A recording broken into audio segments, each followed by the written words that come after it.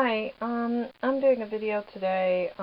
It's just been one leak after the other. That faucet there, all the repairs done outside with rain leaks and water coming in. I've spent hundreds and hundreds of dollars. My credit cards are all back way over the top again. And now the toilet down here is leaking. And I understand it's not that much of a repair, but getting a handyman in and trying to do it and all that, I think is going to be more, and then to get the screws out and all the stuff that I've seen about it. I'm really getting tired. The toilet doesn't work that well. I have to fill it every time I use it with that bucket. It doesn't fill, and the seal is gone, and just all that mechanical stuff. You know, more to go wrong. And so I made a decision. I'm going to try a bucket toilet and just see how it goes. I've cleaned up the whole bathroom and cleared a space, and I'm going to put the bucket toilet right down there to try it before I take this toilet out, because when this toilet comes out, something's going to have to go in and plug the hole, and it's going to cost money. So for a little bit, for me to recover, I'm going to use a bucket toilet here, and then that leak won't leak anymore. It's just really, really unsanitary having like sewage come out the side, and plus it could damage my trailer, and in the end I'm going to have to probably remove a lot of the floor here, because it wasn't like that much at one time like the other leaks, you know, that just are leaking in and destroy the walls. But still, I think it's been going on for a long time, and so I will get back at you, show you what I'm doing. First, bear in mind, I really don't have any money to do anything. So, even buying food, I'm kind of on half food, because even the fasting level I was on, because, you know, money's been so tight, it's been going nothing but going out to these handymen. And so I had this sitting in the tent, you remember from my pare down video. It was sitting there unemployed, basically. And so after watching YouTube videos and the bucket toilets and stuff, this cheap lid,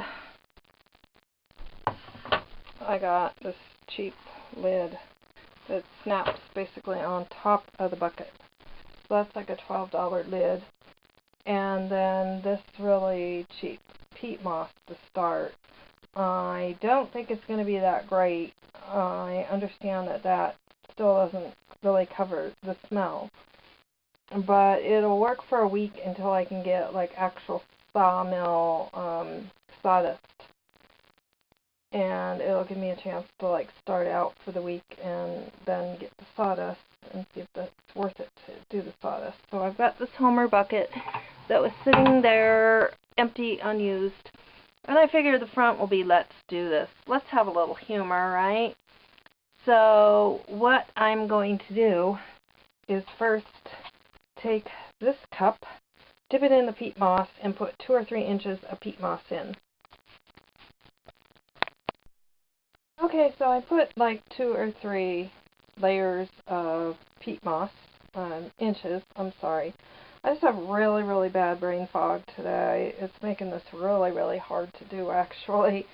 And, you know, I'm just starting to get up and around, and it's just not happening very well.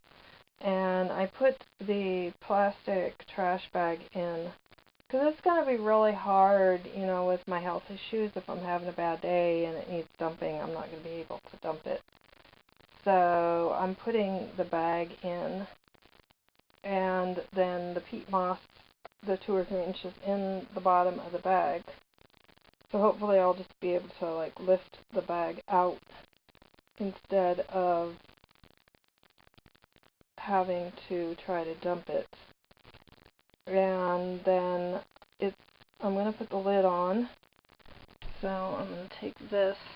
I'm using gloves because this stuff probably has like some kind of fungus in it. I understand Miracle-Gro is a pretty crummy thing to use.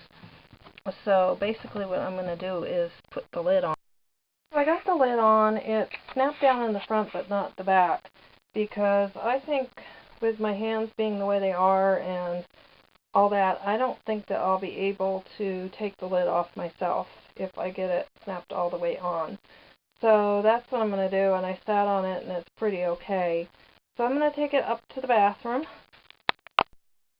Okay, so I got everything all set up. I got the bag, the peat moss.